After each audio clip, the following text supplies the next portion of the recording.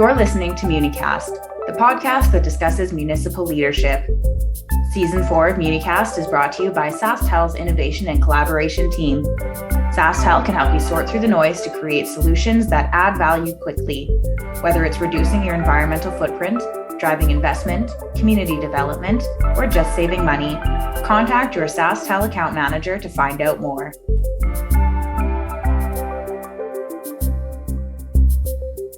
MuniCast is hosted by SUMA, the voice of Saskatchewan's hometowns. I'm Stephanie, SUMA's Education and Events Coordinator, and in Season 4 of MuniCast, we are tuning in to the 2023 SUMA Convention and Tradeshow and speaking to some of the key participants. On this episode, I'm joined by Joan McCusker, 1998 Olympic gold medal winner on the Sandra Schmirler curling team, teacher, mom, athlete, broadcaster, high-performance consultant, coach, and motivational speaker, and so much more. Joan has her roots in Saskatchewan and will be joining us as the MC for the 2023 SUMA Convention and Tradeshow. Welcome, Joan, and thank you very much for joining me for this conversation. Oh, it's my pleasure. We are really looking forward to having you as the MC for the 2023 SUMA Convention. You were a born and raised Saskatchewanian from the Saltcoats area in the southeast corner of the province, and you have lived in quite a few communities. Can you tell me more about your roots in Saskatchewan and why you continue to call it home?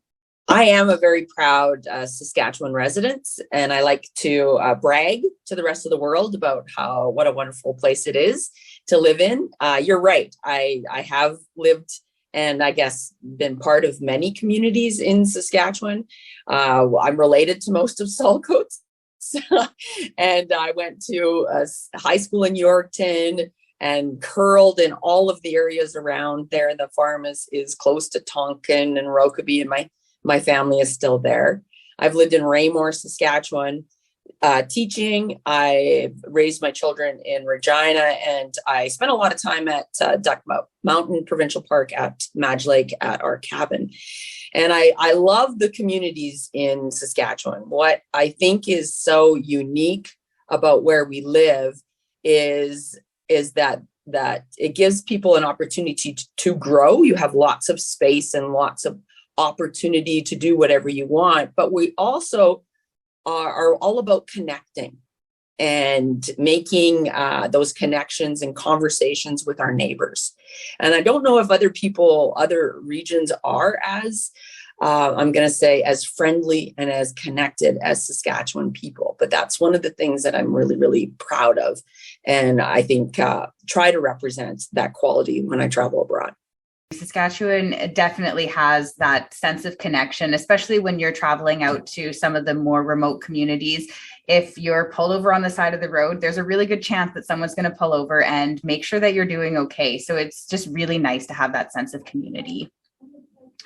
The Sandra Schmirler curling team and your gold medal win at the 1998 Winter Olympic Games was a huge moment for many Saskatchewan people. Our province is filled with curling fans, and after seeing your team win 3 world championships, people knew that the team would represent Saskatchewan well in the Winter Olympics. The Sports Hall of Fame notes that the team is recognized as the best women's curling team in the world, and since each member was perfectly fitted for their position and the team ran like clockwork. What were some of the things that you did so well to work together as a team?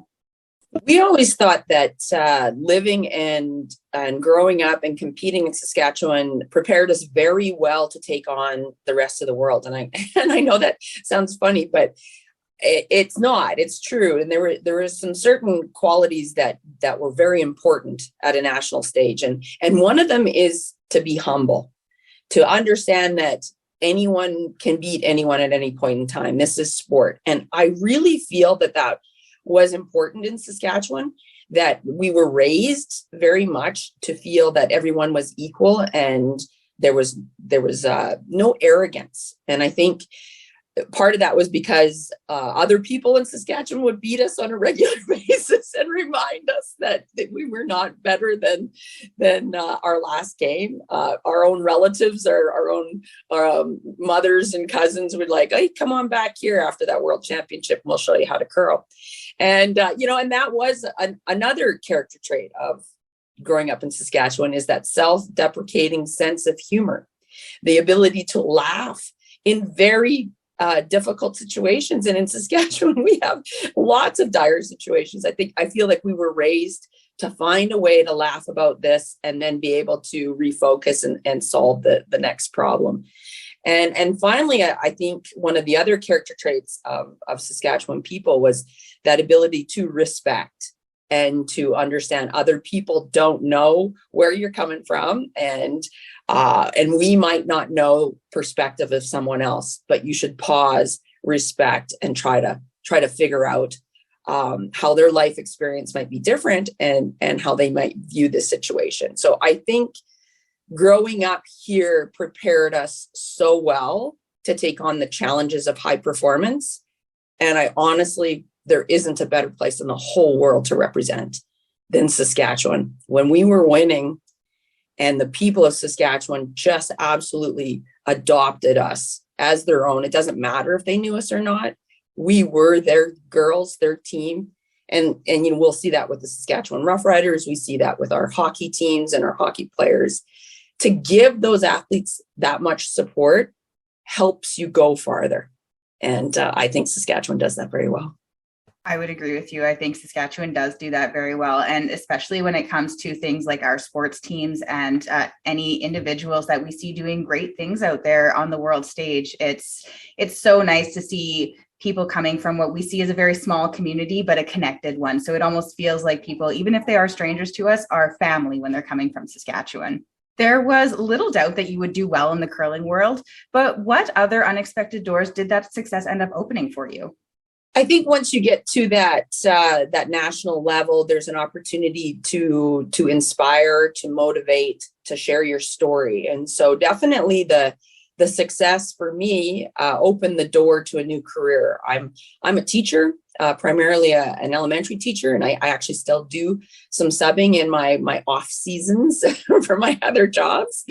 But the door opened to start to talk to people about our story, about being from small centers in Saskatchewan and what we needed to do to represent our home cities and home province. And so motivational speaking became a very big deal for me. And then from there, actually, the door to what is leadership, that great big huge umbrella of what leadership might possibly be.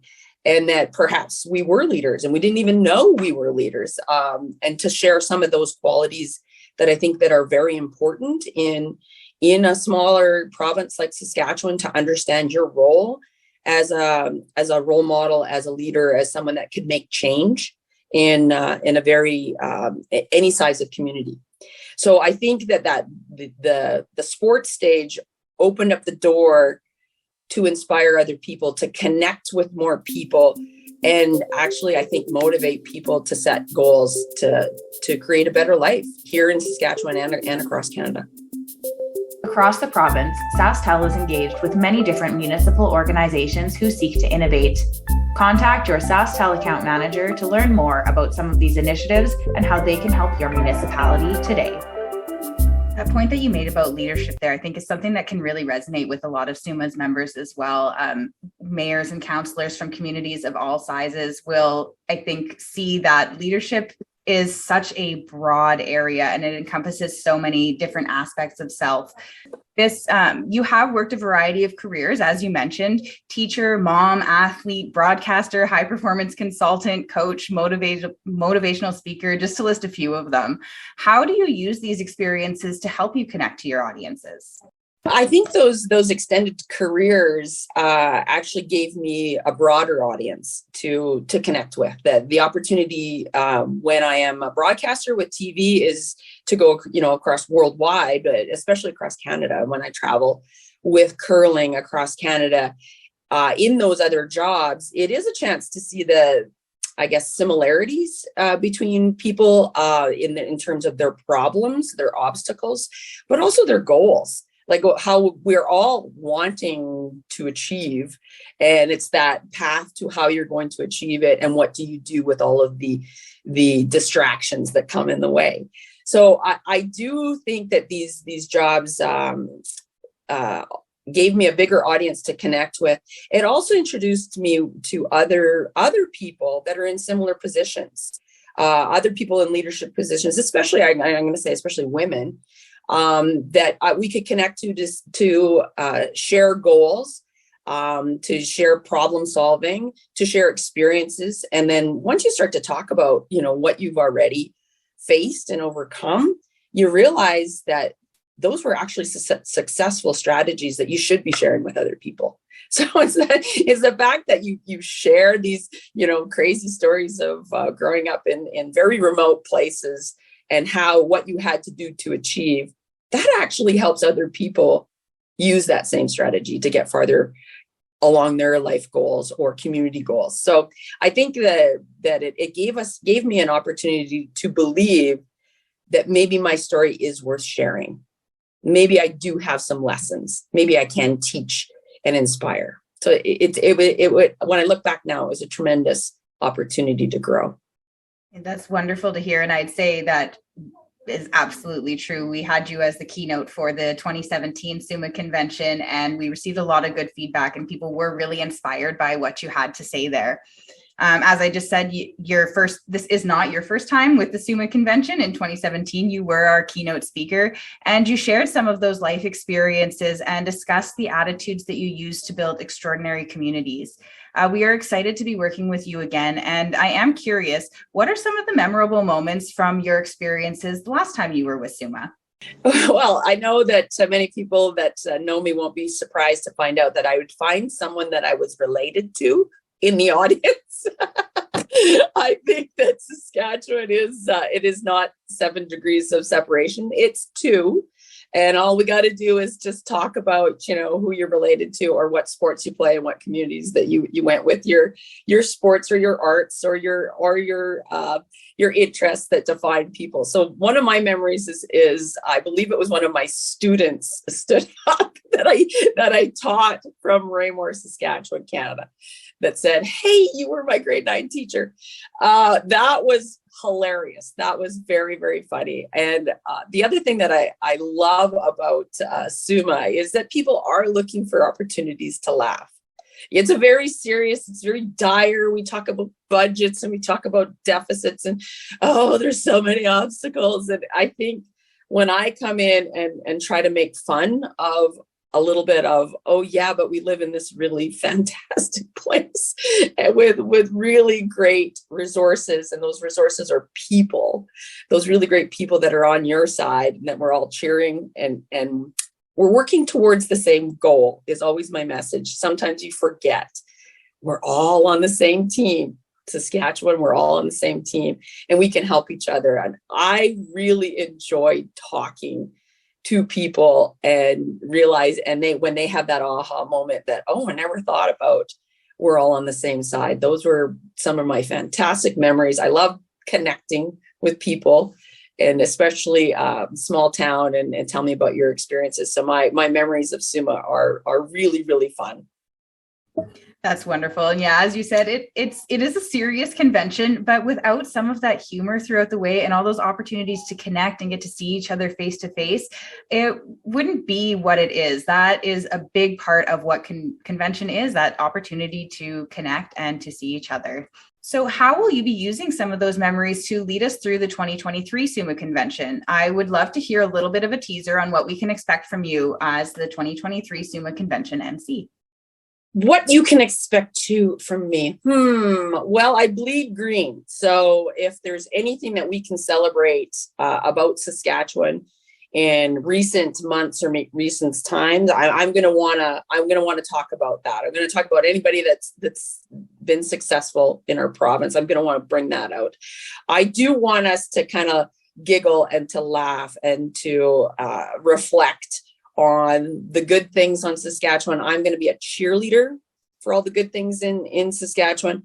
And I'm going to make us laugh at all the silly things that we do, that we still have a little ways to go to catch up with maybe other provinces and that sort of thing.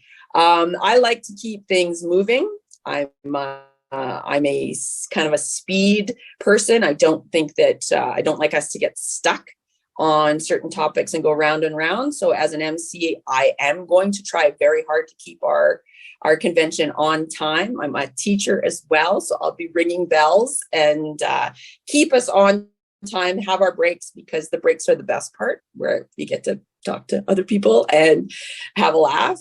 So I think you can look forward to some of my energy on keeping us on time and looking forward to making connections with others.